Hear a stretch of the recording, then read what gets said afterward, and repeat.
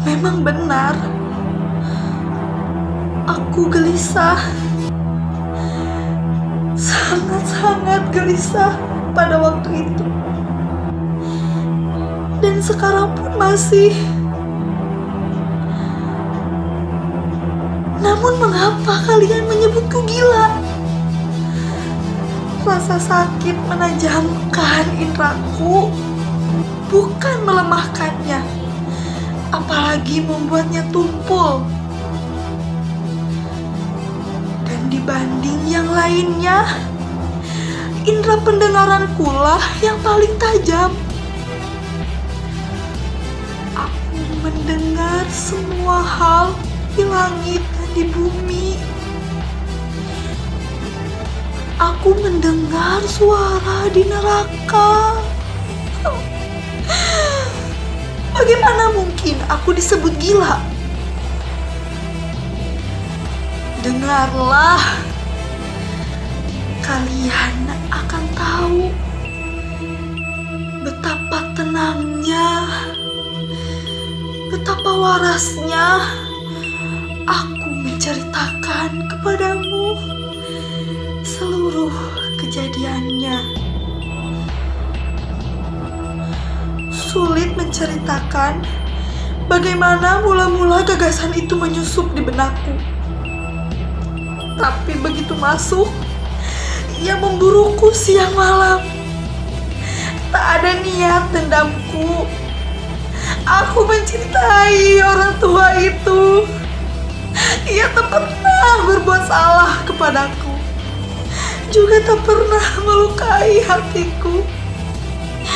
Emasnya pun tak pernah kuinginkan.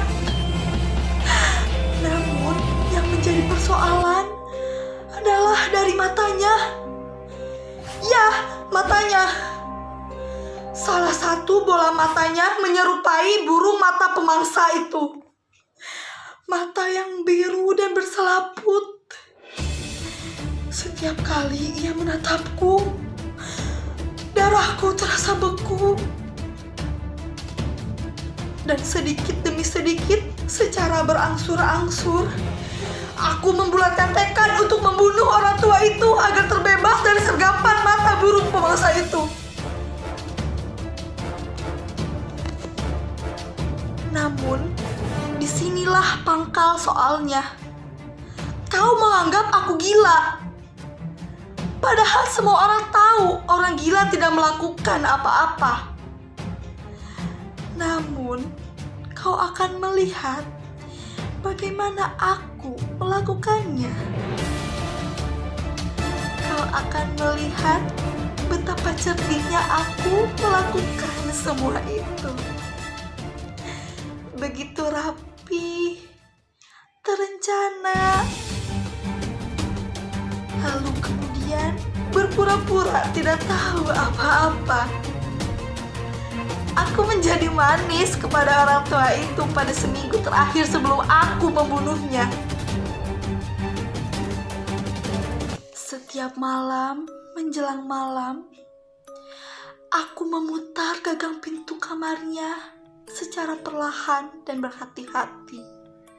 Dan kemudian setelah pintu kamarnya terbuka, lalu perlahan aku menyusupkan kepala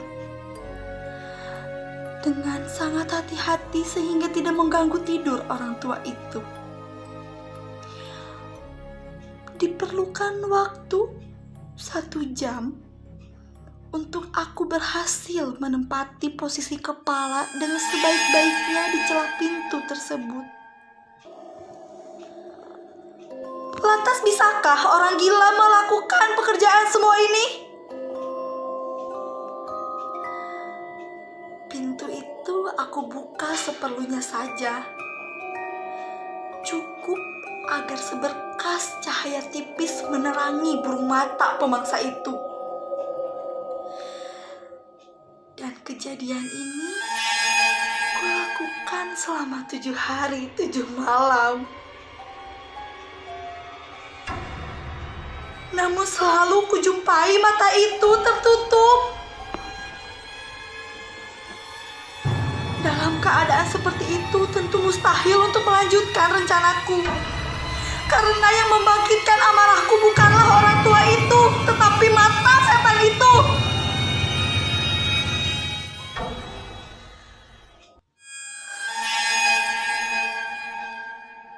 Esok paginya, di saat fajar, ku datangi ia dan ku ajak ia bercakap-cakap. Lalu ku sapanya dan kutanyakan, apakah tidurnya nyenyak semalam?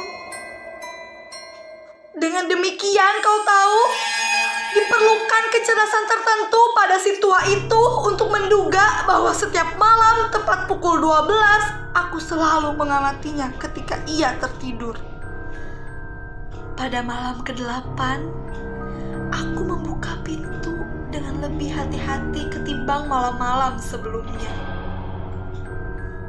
Jarum menit, jam dinding bergerak lebih cepat ketimbang gerakan tanganku. Baru pada malam itu, aku merasakan begitu hebatnya, begitu cerdiknya akalku. Hampir aku tidak bisa menahan perasaan menangku.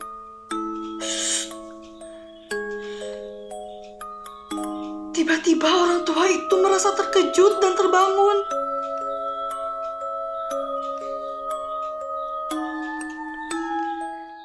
Sekarang kau pasti berpikir bahwa aku akan mundur. Tidak. Orang tua itu tidak menyadari kedatanganku. Kamarnya gelap pekat. Jendelanya pun tertutup rapat. Ia tidak tahu bahwa aku sedang mengamatinya. Lalu, kudorong daun pintu itu secara perlahan, sedikit demi sedikit.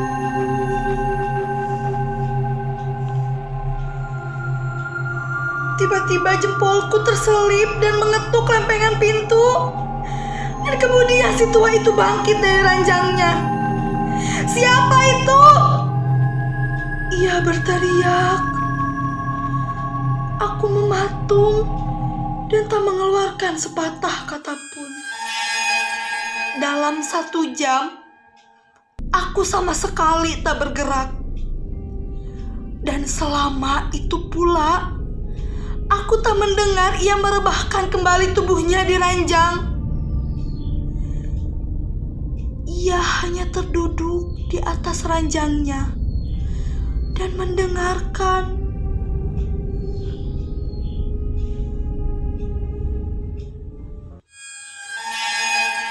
Sama seperti aku pada malam-malam sebelumnya, saat aku mendengar jam kematian ia di dinding.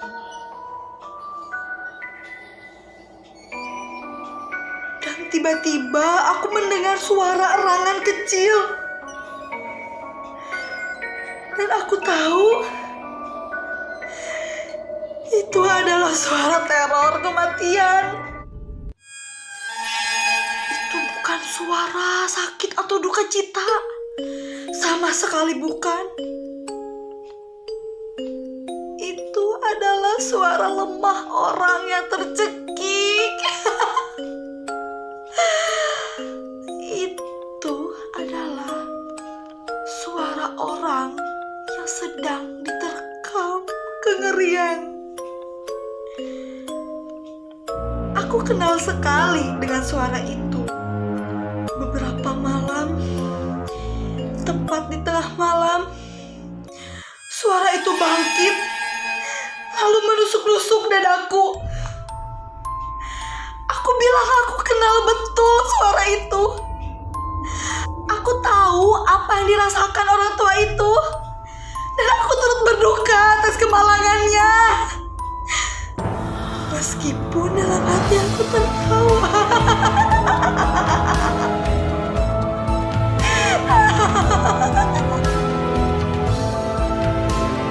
Aku tahu ia tak pernah lagi terpejam saat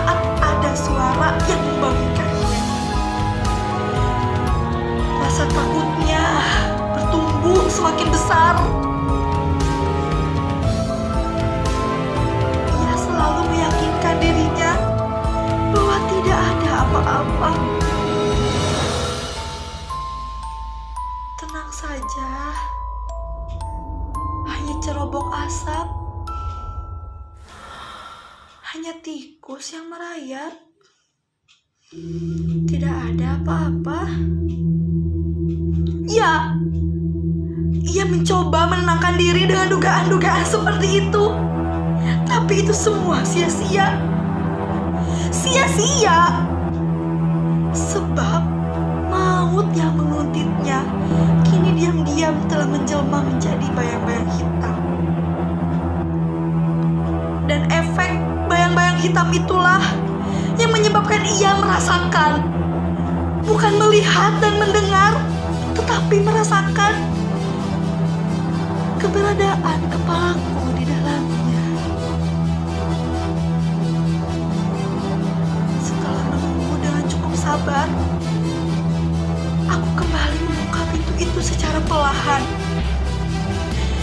agar seutas cahaya tipis menyorot kamarnya dan menempel di celah mata burung pemangsa itu. Mata itu terbuka lebar, sangat lebar, sehingga aku bisa melihat mata biru berselaput yang mengerikan itu. Sehingga hawa dingin menusuk ke sumsum tulangku. Dan ketika melihat mata itu, amarahku bangkit. Namun tak kulihat wajah orang tua itu, sebab cahaya lentera seolah mengarah kepada mata keparat itu. Jadi bukankah yang kau sebut gila itu sesungguhnya adalah indraku yang paling tajam? Aku mendengar suara lemah, samar-samar, bahkan dalam tempo cepat seperti jam yang terbungkus kain. Aku kenal betul suara itu. Itu adalah suara detak jantung orang tua itu. Kemarahanku memuncak, sebagaimana seorang serdadu naik karena pukulan genderang. Sementara itu, suara itu semakin keras, semakin kencang, semakin cepat. Aku yakin si pria tua itu pasti sedang ketakutan di kamarnya. Aku harus melihatnya. Dia terbaring lemah. Aku seret dia di lantai. Aku bekap dia. Aku bekap menggunakan kasur. Aku bekap. Setelah itu, senyumku mengembang.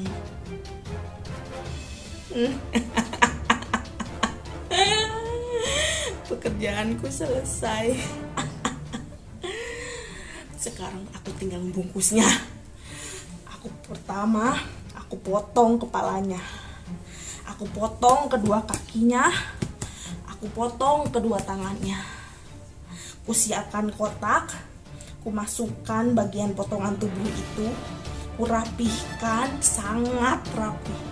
Aku tutup kembali kotak tersebut dan kusembunyikan di bawah lantai agar tidak ada orang yang tahu aku melakukannya. Bersamaan dengan dentuman jam, suara pintu terdengar seperti ini. Aku buka pintu dan ternyata ada 3 orang polisi. Aku tanya apa perihal mereka datang. Ternyata seorang tetangga berkata bahwa ia mendengar suara pekik dari arah rumahku. Mereka pikir ada tindakan kejahatan. Tapi aku dengan santai mempersilahkan mereka masuk. Kupersilahkan para polisi itu melihat seisi rumahku. Untuk apa aku takut? Aku sudah membereskannya dengan rapi. Dan tepat mereka memasuki kamar tua itu. Kamar si pria tua itu. Aku mengatakan orang tua itu sedang pergi keluar. Mereka masuk, tapi apa? Mereka tidak menemukan apa-apa. Semua rapi, aku susun dengan rapi. Akhirnya aku ajak mereka duduk. Aku beri mereka minum, kita mau ngobrol. Mereka memberikan pertanyaan remeh-temeh kepada aku. Aku jawab dengan sangat pandai. Kita mau ngobrol dengan senang. Aku ceritakan hidupku bagaimana. Tapi tiba-tiba